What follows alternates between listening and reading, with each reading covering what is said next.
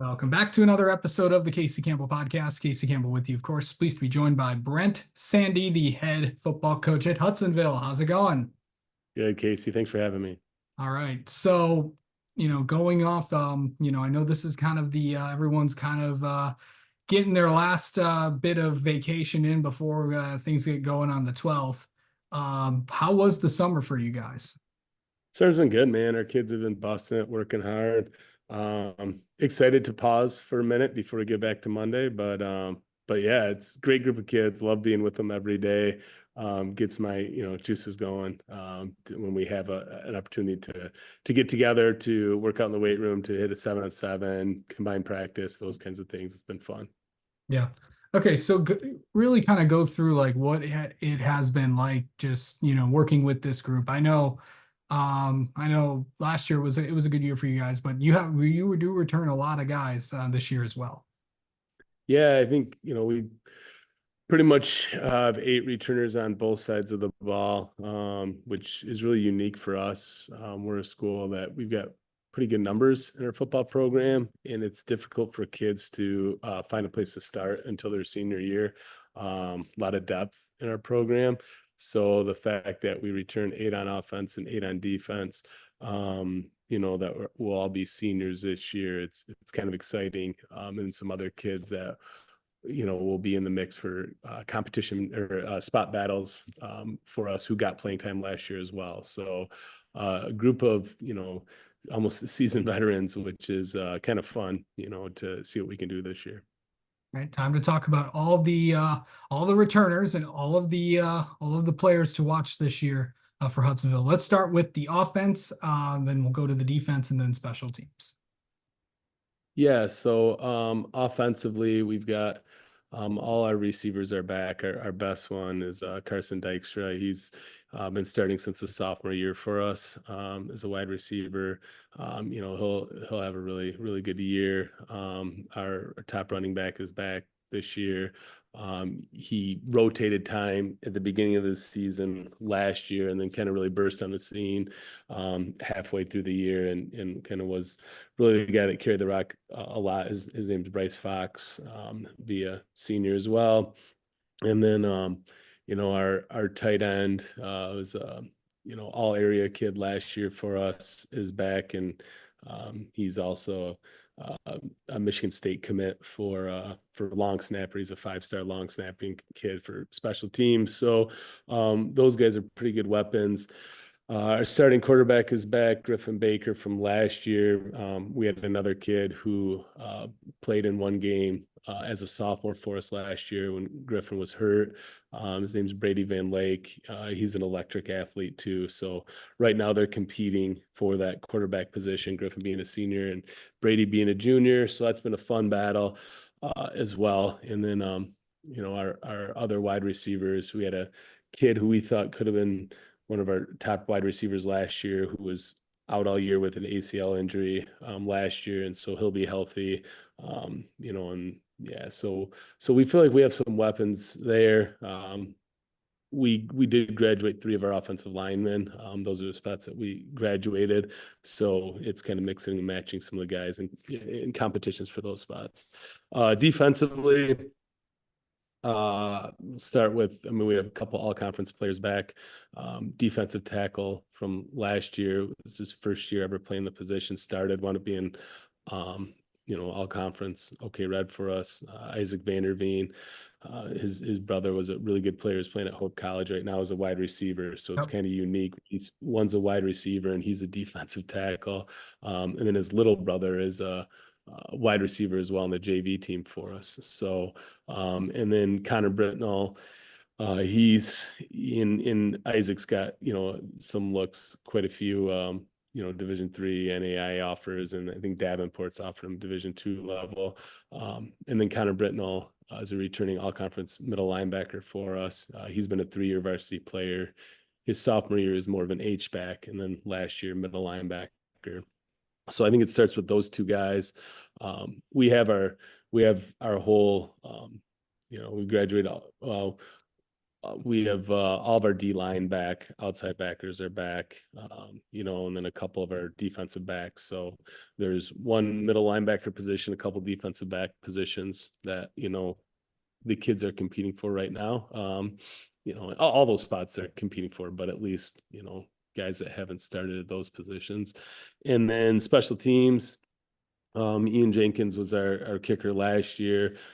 He's back. And then, of course, like I said, Jack being, a long snapper, and then our return guys, Ricky Browley, was a pretty good return guy midway through the year last year. He started getting reps there, and so he should be pretty explosive. So we feel really good about where special teams are at right now as well. Yeah. Um, let's now we talked about all the kids. Now let's talk about the upcoming schedule. And obviously, I know there's been a lot of changes in the OK conference, but the OK Red division in football does not change. Well, yeah, and also the only thing the other thing that hasn't changed about the OK Red is because it's probably one of the toughest divisions in this, or if the toughest division in the entire state of Michigan. But we start the season August 29th at Howell, September 6th home against East Lansing, September 13th home against Jenison, September 20th home against Rockford, September 27th at East Kentwood, October 4th home against Grand Haven, October 11th home against Granville, October 18th at Caledonia, and finishing out the regular season October 25th at Holland West, Ottawa. So pretty good schedule. Probably it is the OK Red. Just kind of explain what, and also the league has gotten a lot better this year as well. Yeah, I think the biggest thing, Casey, is there's, I think, going to be more parity in our league. I think the teams that maybe didn't have the best records last year are going to be a lot better. Namely Jenison and Grand Haven. Grand Haven was pretty young. 2 years ago, they had a lot of sophomores on that team. Well, those sophomores are seniors now. Coach Beatenbender over there is, second year in the program. And so I think those guys, and he's kind of figuring out what those guys do. I thought when those kids were sophomores, they played us really well for a half of football before they just didn't have enough kids. And last year, we didn't play well against them at all. We really didn't get much going on the offensive side of the ball last year. So I think they're going to be really a lot better than maybe people realize. It'll be interesting to see what Jenison has, with Coach Lucas coming over to the West Side of State, back over here, I guess. He's a Hudsonville grad too, so it's kind of exciting. I'm happy for him. He wanted to be back home by family and stuff, and I think that program is going to see a resurgence. And then it'll be, East Kentwood, tremendous amount of athletes there. I think they were like 3-6 last year, and Right. that's a team that, they've brought in a lot of different players, different coaches. They've kind of really sold the ship on trying to win football games, and so that'll be interesting. Granville skill kids are going to be as good as anybody this year. I think, everybody talks about Terry, but they've got another, halfback who is super explosive, and Sadinsky. So they've got a couple weapons there, which will be interesting. And then Caledonia graduated quite a bit, but they also got a couple really good players left in West Ottawa. I think this is kind of their year. These guys are they've been waiting for this senior class for a little while, so they're going to be really difficult to beat too. And Rockford's Rockford. I think they graduated quite a bit, but I mean, when you got 90 kids on your varsity roster and 60, 70 kids at the freshman JV levels, you're never gonna empty you're always gonna just reload there. So and then for us too, I mean, I'm sure we'll talk about it, but week one, when we get to play a team that has a U of M commit, and week two, MSU commit, in Jason, Bobby, those first couple of games, they're great athletes, and East Lansing, I think, was one of the best teams, in the state last year. Only tripping up against Muskegon in, I think, the semifinals. Yep. Um, and so yeah, we're excited, but our kids like that. They welcome the chance to play the best teams in the state, and so we feel we can beat every team on our schedule. But if we have a bad week too, then each team is going to be difficult as well. Yeah. Okay, so last thing about the schedule, week one, of course, you guys travel to Howell. Last year they came to you guys. What's that going to be like for the kids to, be on the bus for 2 hours, maybe 2 hours plus on the take the straight shot down 96 to get to Yeah. Howell.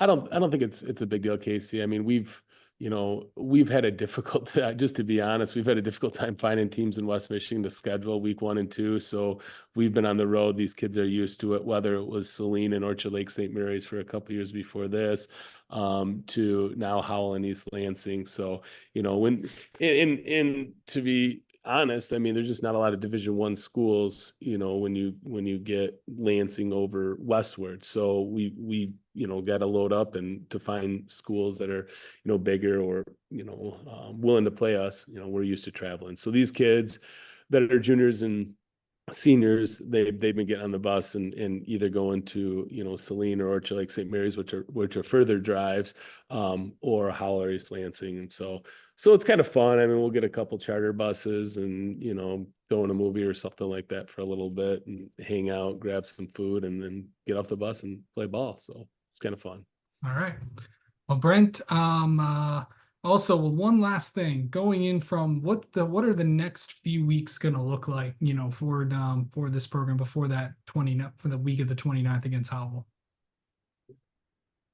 It's going to be a lot of evaluation for us. It's interesting, even though we have so many returning starters. I feel like, for the last 6 years of being head coach and prior to that being a coordinator, kind of had an idea of like, here's our 11, best offensive players, or 11 best defensive players. And even though we have so many kids returning, our difference between our 1 and 2 is so similar in so many positions that we're excited to get pads on, to continue getting film on these kids and giving them opportunities to sort out who our best players are. We've got a big roster this year. We'll suit up, probably 70 some varsity players. So we'll be able to do a lot of best versus best competition, in practice, and, really bring up that intensity, practicing against ourselves. I don't anticipate us having, any two-way starters, and so it'll be good for evaluative purposes, and just to continue for us as coaches to try to find those best, 22 or I guess 88 players when it comes to special teams, because we feel like we have a really good advantage in the special teams game, to find that how that puzzle comes together. So that's what we're looking forward to, and looking forward to our kids competing every day, getting a little bit better, and then for our coaching staff to see how that puzzle comes together. If that makes sense. Absolutely. All right. Well, Brent, Sandee, thank you so much for coming on and talking with us, and best of luck to the Eagles this coming season. And we'll probably see you week 1. Yeah, sounds good, Case. Thanks for what you do for high school football. I appreciate it.